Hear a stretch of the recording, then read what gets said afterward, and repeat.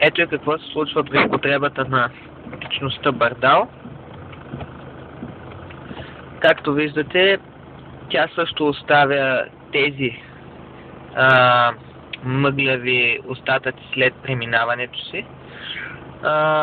Отново припомням защо през нощта снимам, за да може да се види по-ясно ефекта от това замъгляване и доколко влияе позитивно, или по-скоро доколко пречи върху видимостта при преминаване на чистачката. Тоест,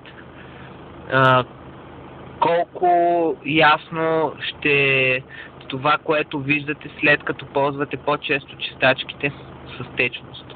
Нещо, което е жизнено важно тогава, когато сте в силен трафик и когато всъщност условията и видимостта са затруднени.